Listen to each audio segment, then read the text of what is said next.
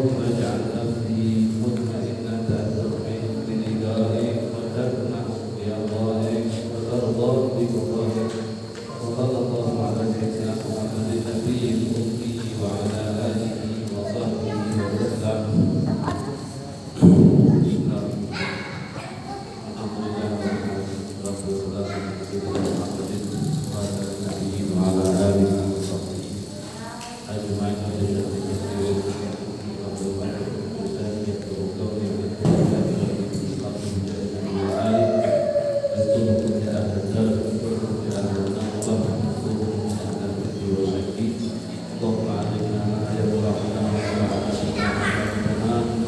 warzuqna ilman wa amalan wa bihasan amin ya rabbal alamin. Qala Allah ta'ala wa ta'ala bi ulumi kita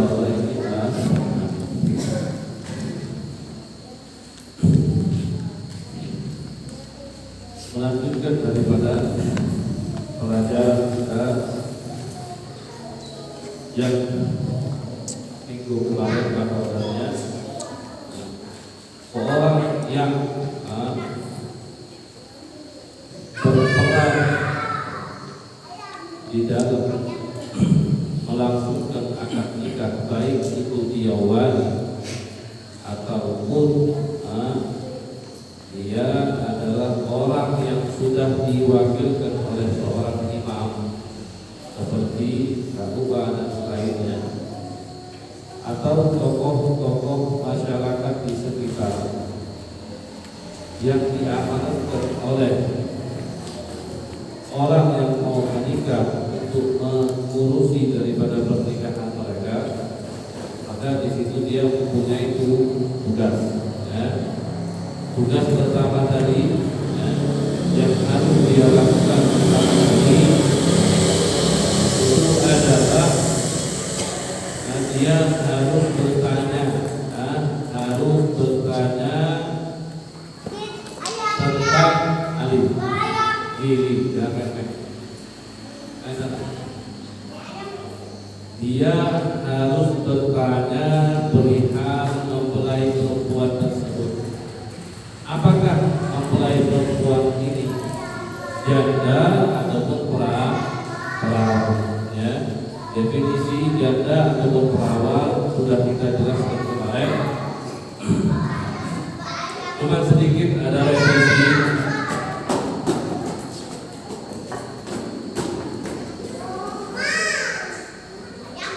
Sedikit ada revisi tentang pertanyaan kemarin. Perawan itu kalau seandainya perempuan tersebut kehilangan keperawanannya itu bukan dikarenakan hubungan dengan laki-laki, akan tetapi disebabkan dengan dia punya jari misalnya, atau disebabkan dengan alat-alat yang lain. Apakah bisa disebut keperawanannya itu hilang atau dikatakan dia janda? Kalau dari segi hukum syariat, perempuan yang menghilangkan keperawanannya dengan jari dia sendiri ataupun dengan alat-alat yang lain tanpa adanya hubungan dengan laki-laki, maka di dalam hukum fikih perempuan tersebut tetap dinyatakan perawan. Tetap dinyatakan perawan. Walaupun keperawanannya hilang, tapi bukan dikarenakan bersetubuh. Perawanannya hilang dengan dia punya jari ataupun alat-alat yang lain, maka itu tetap dihukumi perawan. Dalam arti ketika seorang wali mau menikahkan perempuan yang seperti itu, maka bagi seorang bapak ataupun seorang kakek, dia mempunyai hak tanpa meminta izin dengan perempuan tersebut. Itu dalam hukum fikihnya. Walaupun realita yang ada, pelapis darahnya dia ataupun keperawanannya dia sudah hilang. tapi tetap dihukumi sebagai perawan dalam hukum ini. Ya. Itu koleksi daripada perkataan. Sekarang pembahasannya tentang wali. Sekarang pembahasannya tentang wali. Wali kalau di dalam fikih itu terpecah menjadi dua. Ya. Nanti ada wali al-khas, ada juga wali al-am. Ada wali yang khusus, ada wali yang umum. Ya. Nanti wali yang khusus juga terpecah. Ada wali yang ghalib, ada wali yang baik. Maksudnya ada wali yang kedudukannya dekat sama perempuan tersebut, ada wali yang jauh. Ya.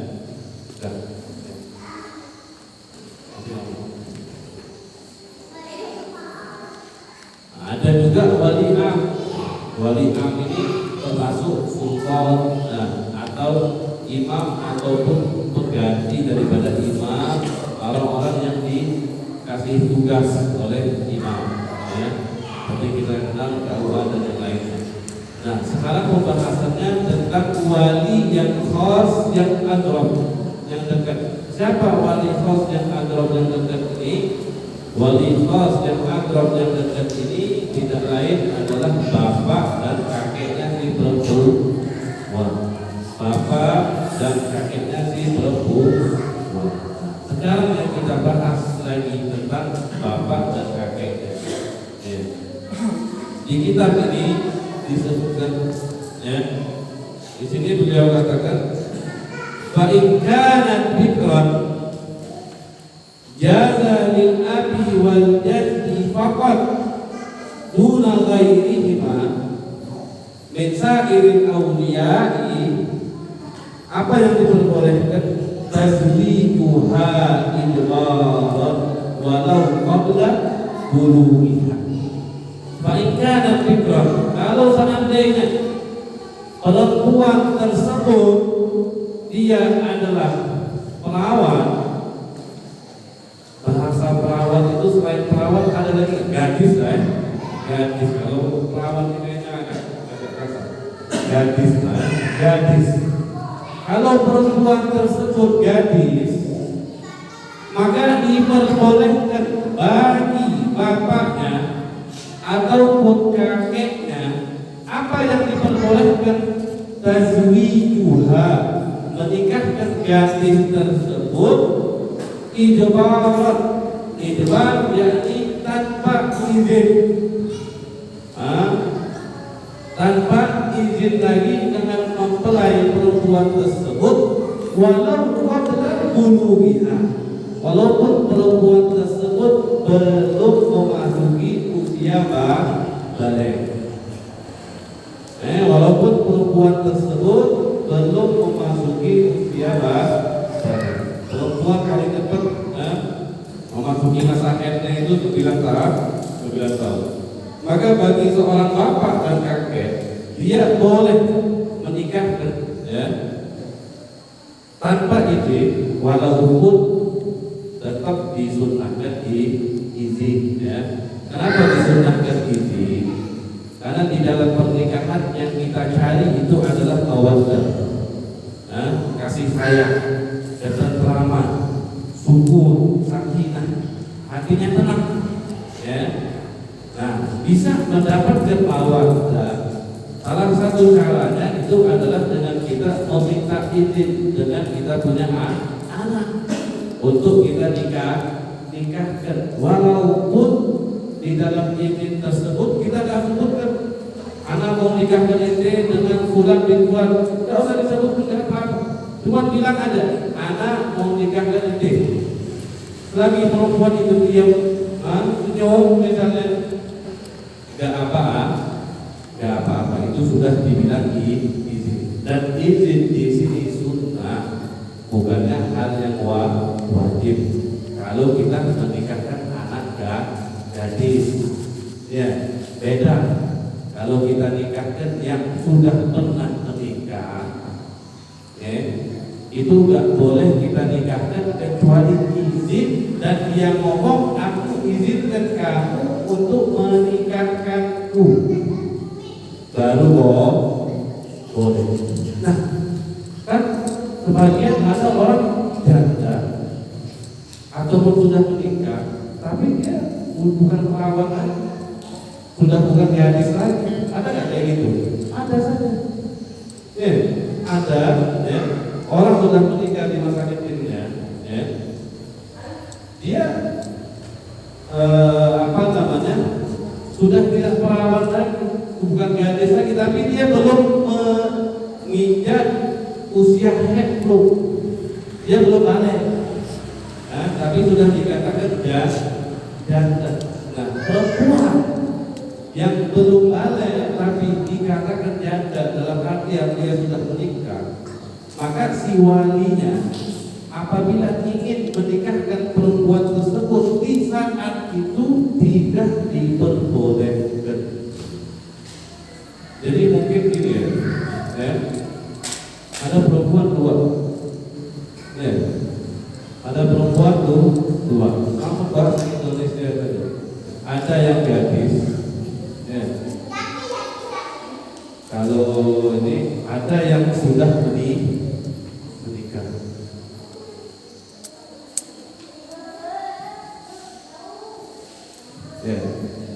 Gadis itu terbagi dua lagi. Ini yang anak bahas masalah izinnya. Gadis terbagi dua lagi. Ada yang sudah balik, ada yang belum. Sama, yang sudah menikah juga ada seperti itu. Ada yang sudah balik, ada yang belum. Ada yang sudah balik juga ada yang belum. Nah, kalau seandainya dia gadis, kalau yang menikahkan dia itu adalah abahnya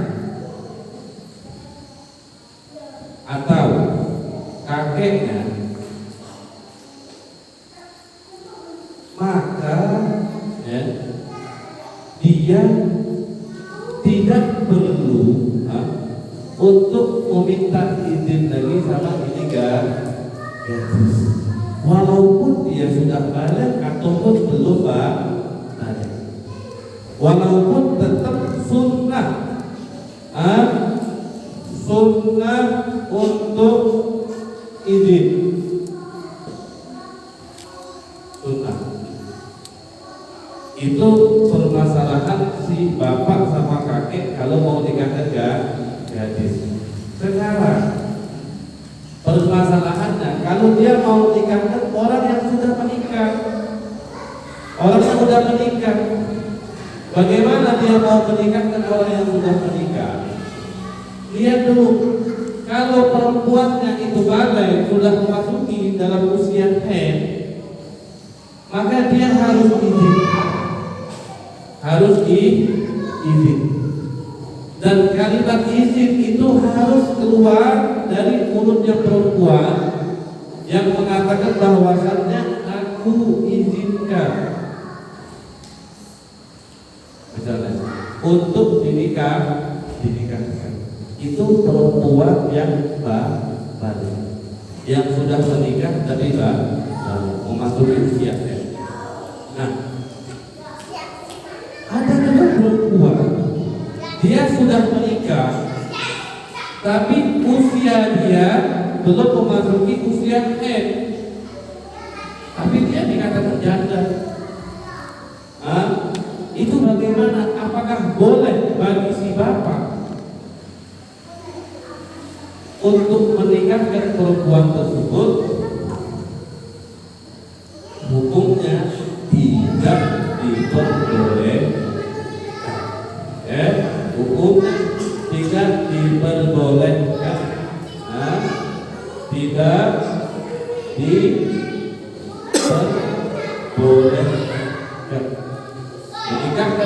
perempuan yang sudah menikah dalam usia yang belum balik. Kapan boleh menikahkannya berapa? Kalau dia sudah balik, baru boleh dinikah. Kenapa? Kenapa perempuan yang sudah menikah dan statusnya janda, ketika usia dia belum sampai usia dewasa ataupun balik, itu tidak boleh dinikahkan oleh si wali, walaupun walinya abahnya sendiri. Karena perempuan yang usianya belum dewasa itu terkadang pikirannya itu tidak berpikiran sama orang yang sudah dewasa. Pemikirannya itu masih di bawah, belum matang. Karena pemikirannya itu belum matang, maka dia tidak diperbolehkan dinikahkan kecuali dia sudah balik, dia sudah bisa berpikir apakah dia mau menerima ini calonnya atau tidak. Karena berbeda, gadis sama yang sudah menikah berbeda. Kalau gadis dia belum merasakan kehidupan suami istri, belum pernah, maka dia dipertaruhkan pemikirannya pada seorang gadis, itu pemikiran bapaknya, bukan pemikiran gadisnya. Beda sama orang yang sudah menikah, karena dia sudah merasakan. Makanya pemikiran orang yang sudah menikah, pilihannya dia itu diharuskan. Ya, karena sebagian ada orang yang sudah menikah, dia nggak mau nikah lagi atau dia sudah trauma dengan pernikahan yang pertama ada. Karena dia sudah merasakan mungkin suami dia yang lalu itu tidak baik sama dia, tidak berlaku adil sama dia, sering memukul dia, tidak memberikan hak-haknya. Dia selalu direpotkan terus kerja, tapi nafkahnya dia kalau lahir tidak diberikan. Bahkan salah sedikit dipukul dan yang lain. Nah, terkadang orang-orang yang seperti itu dia sudah trauma dalam pernikahan, makanya perlu izin untuk menikahkan orang yang sudah menikah. Nah, masalah ini hanya diperuntukkan untuk wali yang notabene adalah seorang bapak dan seorang kakek. Kalau seandainya saudara laki-laki dia, kalau seandainya paman dia dari bapak, bukan paman dari ibu ya. Kalau saudara dia dari bapak, bukan saudara dari ibu, saudara dari ibu yang diperbolehkan untuk menikahkan dia dengan adik ataupun kakak. Yang diperbolehkan jadi wali itu adalah saudara dari bapak, paman dari bapak, sepupu dari bapak. Itu boleh menikahkan. Nah, kalau mereka ini, kalau mereka mau menikahkan gadis ataupun yang sudah menikah, itu bagaimana cara? Mereka tidak boleh menikahkan dua perempuan tersebut kecuali mereka sudah mendapatkan izin. Nah, itu bedanya wali abah sama kakek sama wali-wali yang kakek. Sudah, ini cuma masalah izin ya. Jadi bagi si bapak dan bagi si kakek, dia boleh menikahkan putrinya atau cucunya, baik dia sudah balik ataupun tidak, secara ijbar itu kalau bahasa Indonesia ini paksa, secara paksa atau tidak izin lagi, boleh dinikahkan.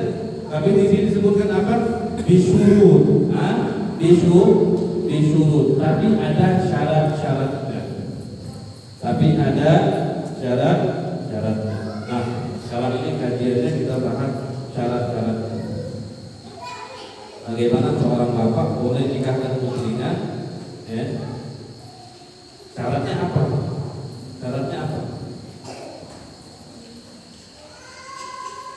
Masa pengajian udah mau sampai 1 bulan, penghapusnya masih kayak gini. masa kayak gitu? Masa nggak ada mirip gitu cemburu dia sudah masa pakai tisu lagi. Mana ini sedekah ente yang akan jadian nih? Ente mau berkampung ente harga 5.000 dipagi terus nggak belajar. Tutup itu punya dosa tutup lama-lama. Tapi kalau cuma tisu.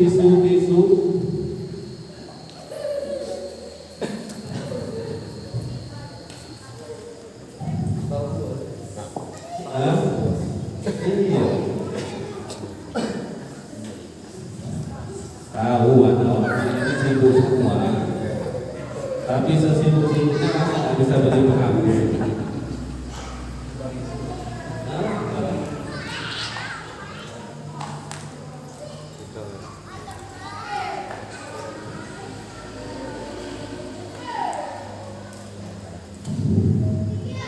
Jadi di sini disebutkan apa? Ayat, ayah atau kakek boleh menikahkan putrinya.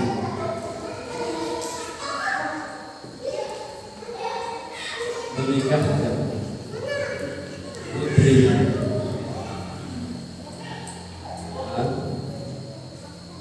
Dengan cara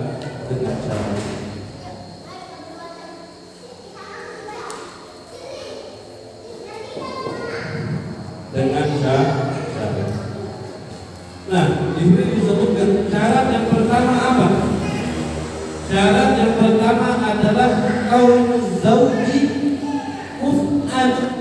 Kaum zauji kuf'an, mempelai suaminya,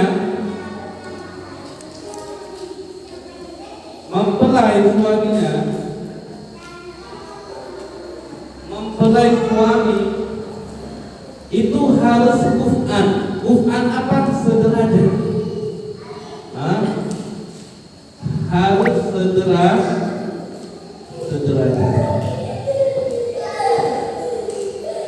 Sederajat dalam sisi apa?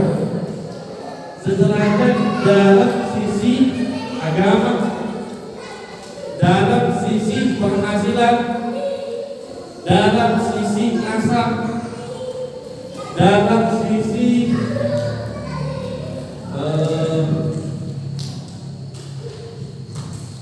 apalagi nasab, dalam sisi bentuk ataupun dia terselamat daripada aib-aib. Nanti kita jelaskan semua. Dari segi agama, nasab, berbeda. Beda, budak sama mereka beda. Jadi mempelai suami harus sederajat sama istrinya, istri atau calonnya.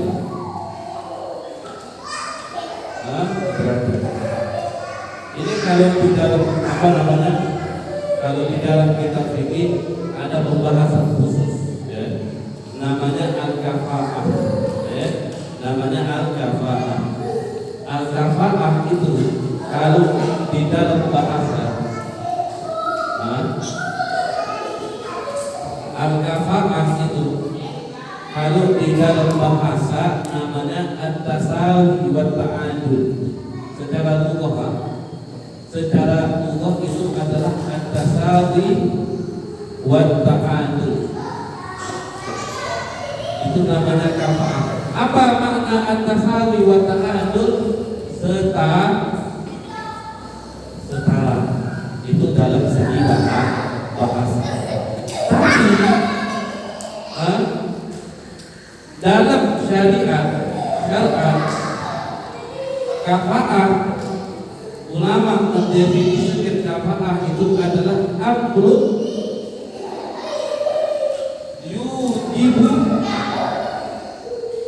adamu arad. Amrun yujibu adamu arad. Apa artinya?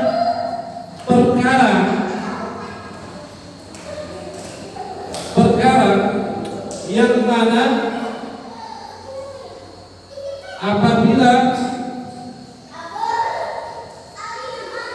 perkara tersebut ada, maka akan menimbulkan suatu aib, suatu aib. Itu namanya kafar. Jadi perkara, kalau seandainya perkara ini nggak ada, itu apa? Kalau seandainya perkara ini nggak ada, maka akan menimbulkan suatu aib ataupun celaan bagi seorang perempuan. Itu definisi kafar. Nah, syarat yang pertama, mempelai suami harus sederajat sama istri. Dari segi apa sederajat? Yang pertama, dari segi agama harus sama. Ya, agama harus sama. Islam ya Islam. Itu yang pertama. Yang kedua, harus sama dari segi apa? Keturunan. Orang Arab gak boleh nikah sama orang Ajam. Anak Ajam gak boleh nikah sama anak apa? Bawahan gak boleh. Atau keturunan Majapahit gak boleh nikah sama keturunan dari bawahnya. Itu namanya sederajat dalam sisi keturunan. Sama seperti yang sering kita dengar, orang yang bernasab kepada Nabi Muhammad itu gak boleh menikah dengan orang lain nasabnya dari Muhammad. Itu masuk di dalam hukum kafar sederajat dari segi keturunan. Terus yang ketiga, harus sederajat dalam sisi apa? Pencarian. Bukan beda, anak nggak boleh nikah sama orang punya toko.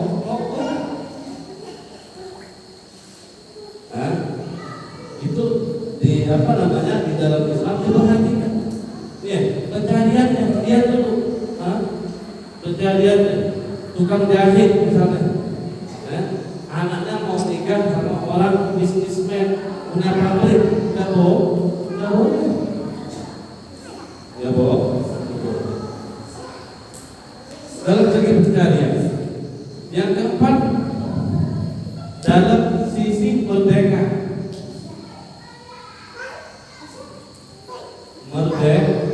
Merdeka itu maksudnya kalau zaman dulu kan itu udah paham ya, ada budak perbudakan itu ada. Jadi perempuan yang merdeka gak boleh nikah sama laki-laki yang mana notabene dia adalah seorang budak. Gak boleh. Agama, keturunan, pencarian, merdeka, dan yang kelima, selamat dari aib. Selamat dari aib. Selamat dari aib.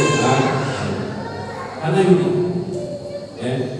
di dalam pernikahan, di dalam pernikahan itu nanti ada bab khusus, yang mana bab ini cuma membahas tentang penyakit-penyakit yang dialami oleh laki-laki ataupun penyakit yang dialami oleh perempuan, yang mana jikalau ada penyakit ini, maka bagi mempelai laki-laki ataupun mempelai perempuan, dia boleh memilih untuk membatalkan pernikahan ataupun tidak.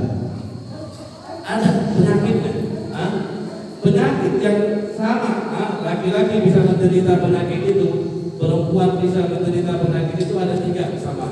Yang pertama apa penyakit yang pertama? Orang gila.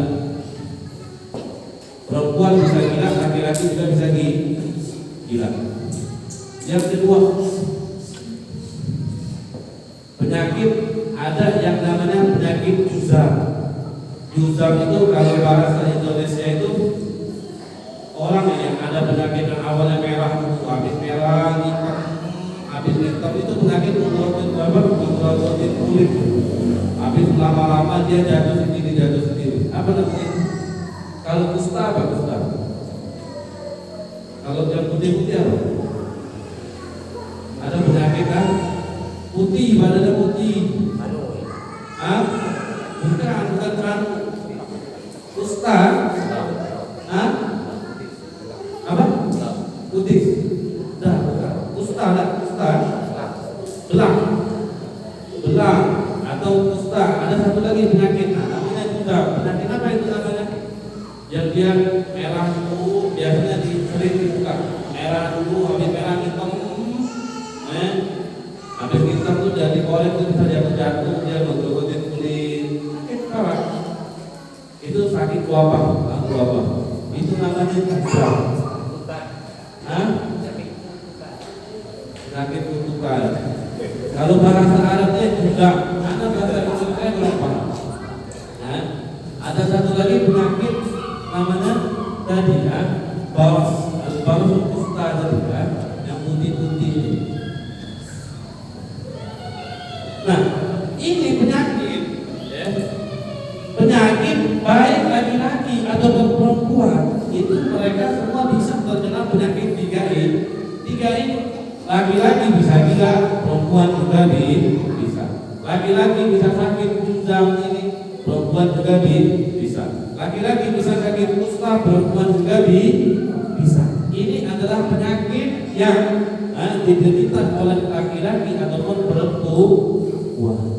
Tapi ada juga penyakit yang hanya dikhususkan untuk laki-laki dan juga dikhususkan untuk perempuan. Nah, contoh penyakit khusus laki-laki apa? Satu, impoten.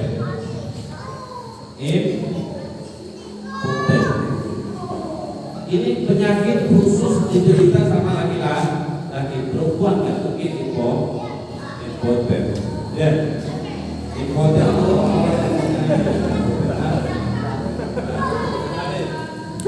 iya langsung nanti kan enak. Impoten. Laki-laki bisa impoten. Tapi nanti impoten ini ada hukumnya sendiri. Gak bisa perempuan dapat suaminya impoten langsung datang ke hakim, anak pengen batal nikahnya karena suaminya impoten. Gak bisa lah, gak bisa langsung. Masih ada syarat-syaratnya. Kalau anak jelasin semua itu gak bakal paham, sudah ada langsung otaknya. Dikit-dikit aja. Impoten, laki-laki bisa impoten. Dan yang kedua, penyakit yang khusus diderita laki-laki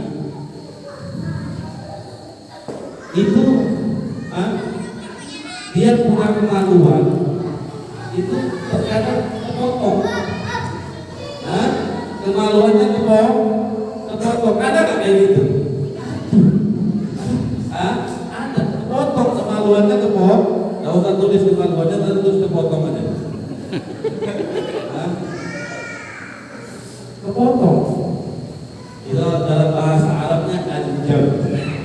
Jadi maliku dia punya kemaluan kepotong. Nah, ini penyakit khusus diderita sama laki-laki.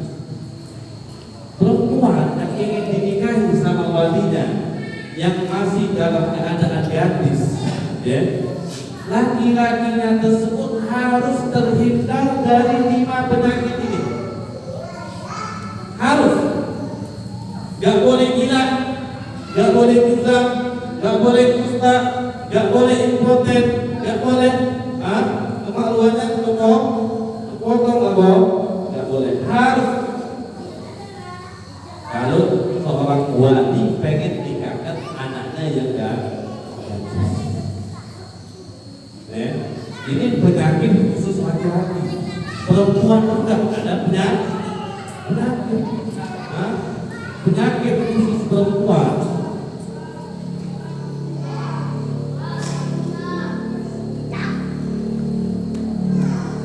Ya. Itu yang pertama. Ibu kan awalnya. Kalau dalam bahasa Arabnya itu roddo, dan juga yang kedua dona. Roddo ini dia mempunyai vagina itu tertutup sama daging. Vagina yang tertutup sama daging. Jadi sekiranya laki-laki itu kalau mau ya bisa ketahan. Kenapa? Karena ada daging. Terkadang daging di vaginanya perempuan, sehingga kemaluannya laki-laki itu tidak bisa masuk.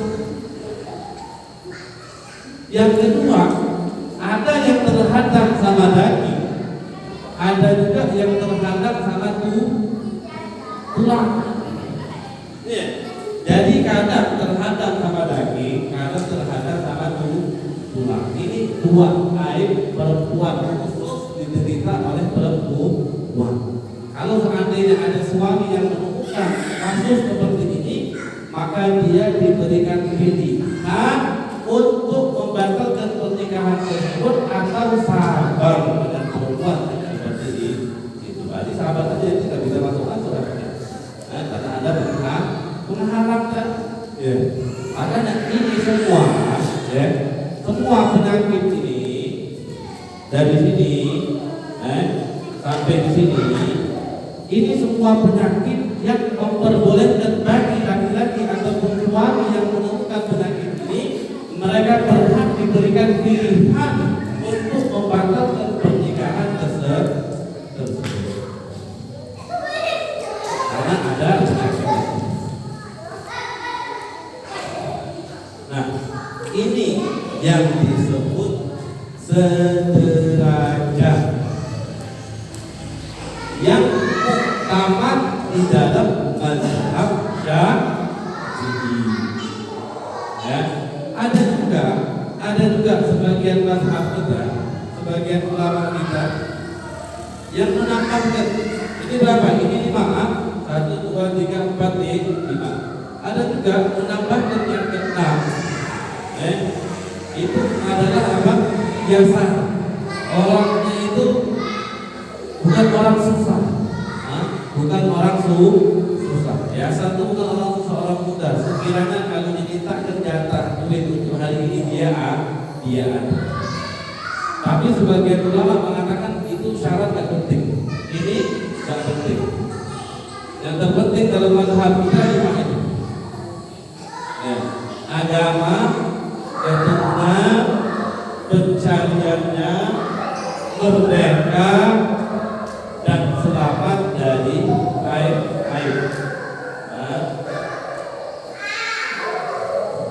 Kalau bahasa Arabnya itu salamah minal uyub al-muhbitatu lil khiyar. Dia selamat dari aib yang aib tersebut memberikan dia pilihan untuk membatalkan pernikahan atau melanjutkan daripada pernikahan tersebut. Aib-aibnya ini tadi.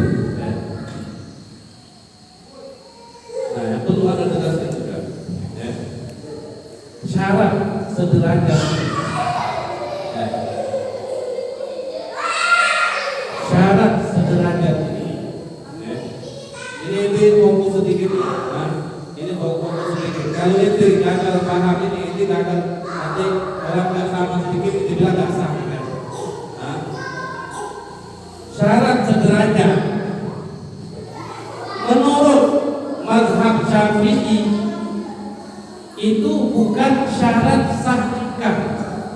Ini kalau dijelaskan pada lagi, syarat itu ada dua lagi, banyak sebenarnya syarat. Ada syarat sah nikah, ada syarat yang bukan sah nikah. Nah, sederajat ini utamanya mazhab Syafi'i bukan syarat sah nikah. Apa artinya? Kalau seandainya walinya ataupun perempuannya ridho untuk menikahi laki-laki yang sederajatnya di bawah perempuan, maka hukum nikahnya sah. Maka hukum nikahnya sah. Jadi syarat-syarat yang kita sebutkan tadi, dari keturunan, kecarian, merdeka, selamat dari kalau walinya ridho dan perempuannya ridho, maka pernikahan tersebut dikatakan. Jadi sahnya nikah ini tergantung daripada wali dan mempelai perempuan. Tapi kalau walinya ridho, tapi perempuannya nggak ridho, bagaimana? Hukumnya tidak sah. Harus dua-duanya ridho. Misalnya bapaknya ngomong, nah, aku pengen nikah sama seorang laki-laki, ya. Tapi laki-laki ini, ya, dia pekerjaannya cuma tukang beca, misalnya, ya, pekerjaannya cuma tukang beca, sedangkan bapaknya ini anggota dewan, misalnya. Ini seorang perempuan keturunan anggota dewan, orang DPR, dia mau nikahkan anaknya sama tukang beca, boleh atau tidak? Tergantung. Kalau bapaknya tadi bilang boleh, anaknya juga bilang boleh, maka hukum nikahnya sah. Tapi kalau bapaknya boleh, anaknya nggak boleh, maka hukum nikahnya nggak sah. Maka dua-duanya harus setuju. Dua-duanya harus setuju. Nah, ini hukum, ya, kafaah atau hukum sederajat, suami ataupun istri. Jadi walaupun ini syarat, walaupun ini termasuk syarat, tapi kalau seandainya dua-duanya ridho, kedudukannya itu jatuh dengan menikah dengan laki-laki di bawahnya dia, itu nggak apa-apa. Tapi harus ridho dulu, ya, harus ridho dulu laki-lakinya, bapaknya ataupun anaknya harus ridho. Dua-duanya harus ridho. Kalau dua-duanya nggak ridho, maka pernikahannya batal, dan dianggap. Ini syarat yang pertama bagi seorang kakek ataupun ayah untuk menikahkan putrinya. Kira-kira ada pertanyaan perihal ini?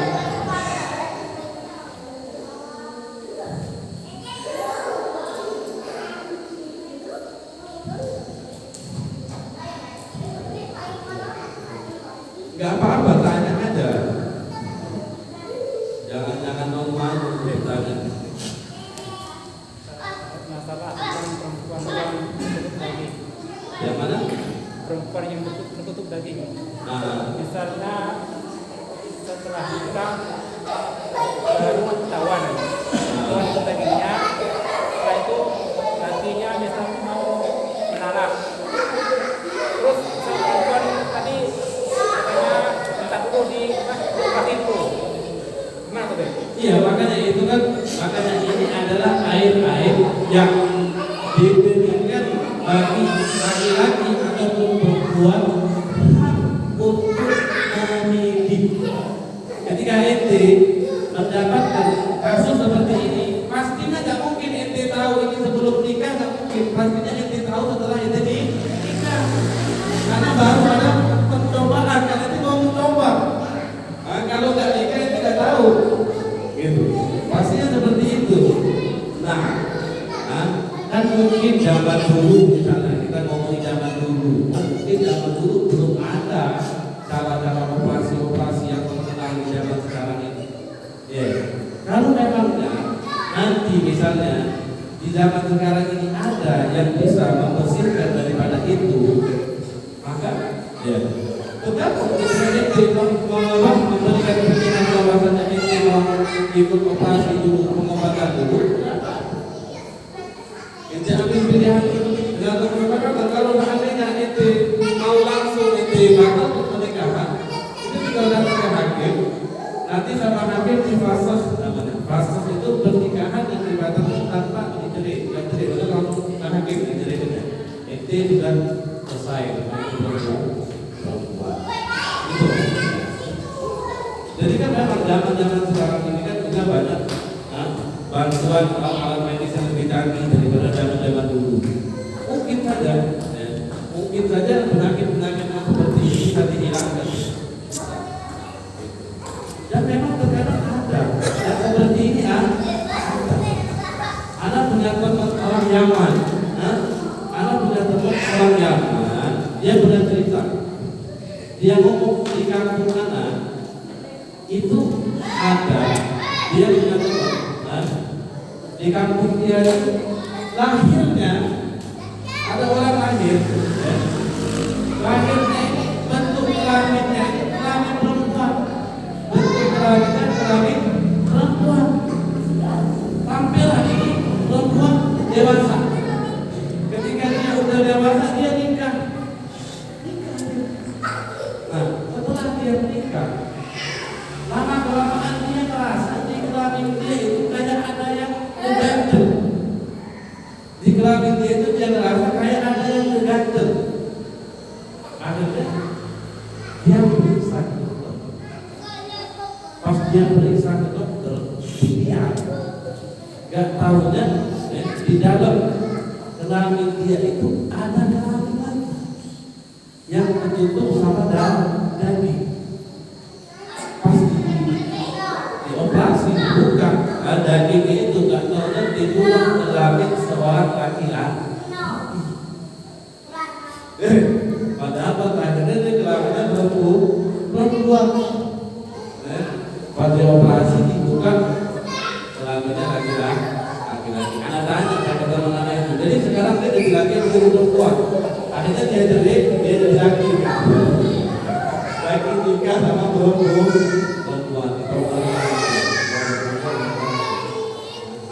Walaupun di hukum ini itu juga ada pembahasannya banci,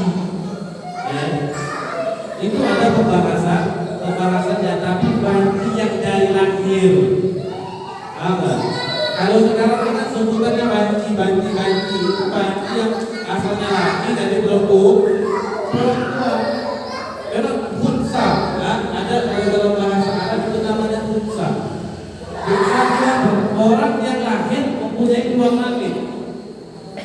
Orang lahir dia mempunyai dua kelamin. Nah, hukumnya bagaimana? Kan itu nyambung semua permasalahan itu. Dari segi dia sholat nanti boleh jadi imam atau tidak. Kalau dia jadi wali nikah boleh atau tidak. Kalau seandainya dia dapat warisan, dia ini laki atau perempuan? Dari segi auratnya bagaimana itu kan semua masuk tuh amaliyahnya dia setiap hari itu masuk. Nah, itu ada bahasan khusus nanti. Dan setiap daripada bab-bab fikih itu khusus dan dikaji tentang orang-orang yang lahir seperti itu. Nah, kalau sekarang memang ada seperti operasi yang seperti itu bisa dicoba.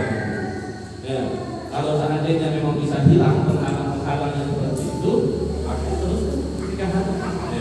Teruskan karena kan dia tidak mendapatkan pilihan untuk membatalkan pernikahan itu karena ada ini. Kalau ini bisa dihilangkan, maka sudah selesai. Ada lagi pertanyaan dari perempuan mungkin yang mau bertanya.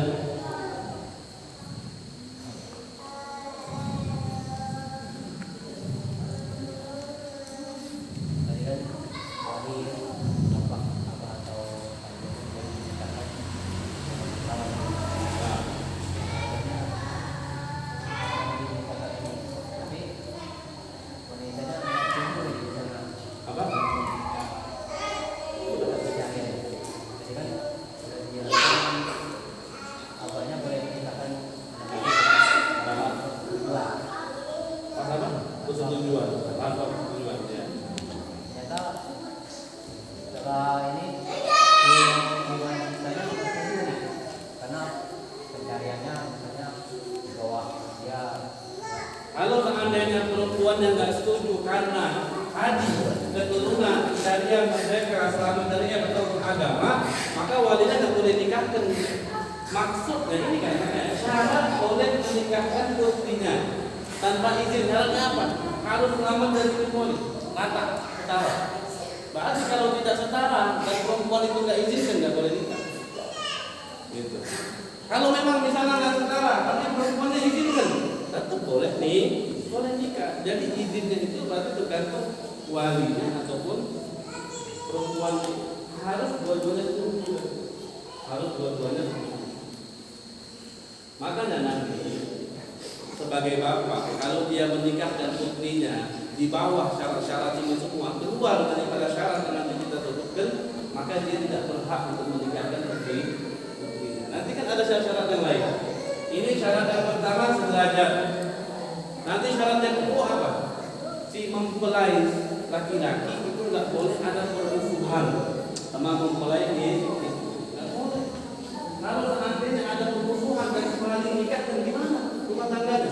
Ente ngasih putri ente ke kandang macan, mau dihabisin putri ente nanti. Udah tahu, ini orang musuhan, ente nikahkan. Betul tak? Oh, tak boleh. Atau dia musuhan sama walinya, mertuanya.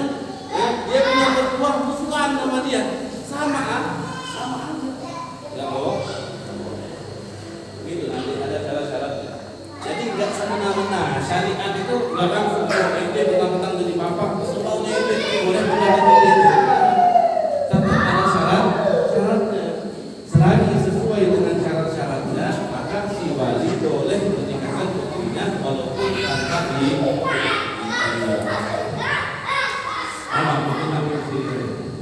Ada soal lagi. Yang perempuan ini ada pertanyaannya? Tanya aja kalau ada pertanyaan.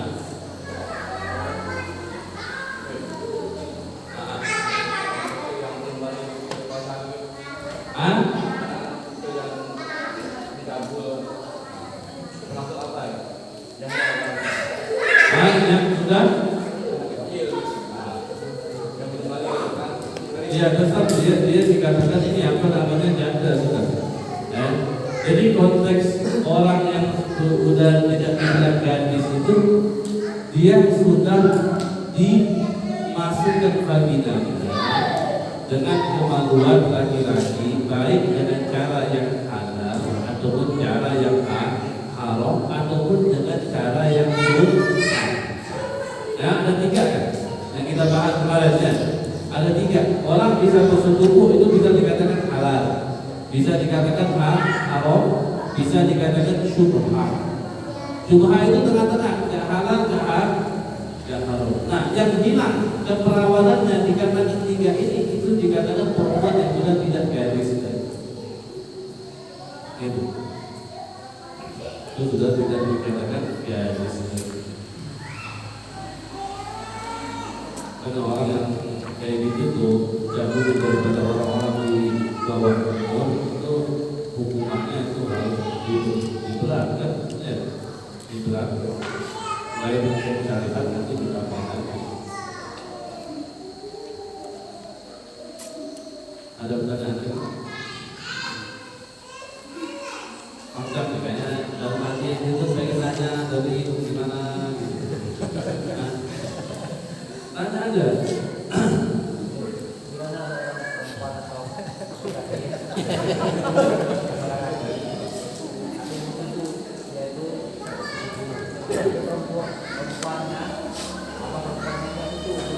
Apa perempuan yang setuju?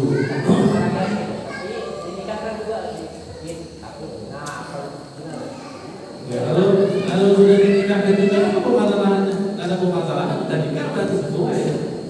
Yang permasalahannya kalau seandainya perempuan itu dia pengen anak laki-laki satu, tapi walinya nggak mau nikahkan, itu ada hukumnya nanti. Kalau dalam bahasa Arab, ya, itu Itu namanya al-aduna.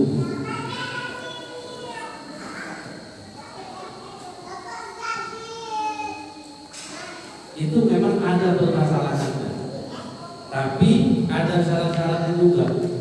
Misalnya, ya, ada perempuan dia mau nikah sama laki-laki, misalnya dengan syarat-syaratnya sudah sesuai, tapi walinya gak mau nikahkan perempuan ini sama pilihannya dia sendiri. Dia misalnya mau nikahkan anaknya sama laki-laki lain, pilihannya wali itu sendiri, ya, dan tidak sesuai misalnya dengan syarat-syarat ini. Nah, di dalam fikih ini dikatakan al-adl. Itu bagaimana?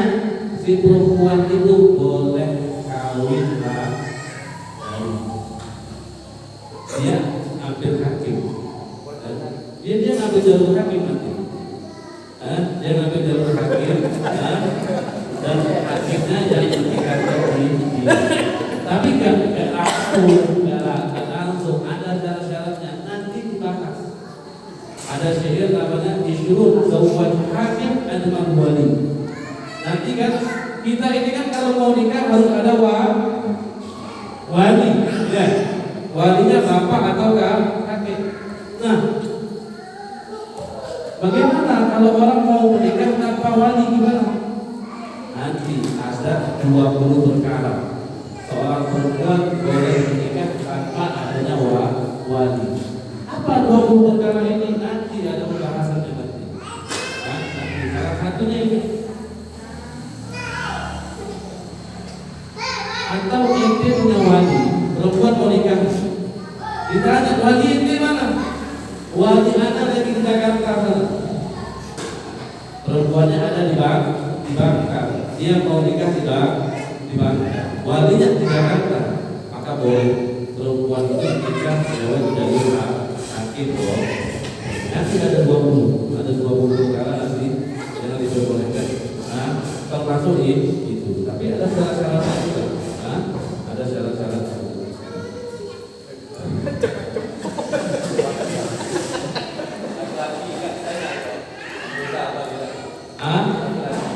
Kenapa? Yang laki-laki kalau dia mau menikah nggak perlu ada syarat-syarat yang seperti ini kan? Karena ente nikah, apa ente nggak tahu nggak apa-apa. Kalau ente nikah baru apa ente tahu, ente tidak bisa kawin dua nanti. Nah, iya loh. Iya. Kalau perempuan iya. Kalau perempuan itu milik suami, kalau suami bukan dari suami. Harus dibagi, artinya harus dibagi dari empat. Itu juga bisa. Ya, saya tenang, saya.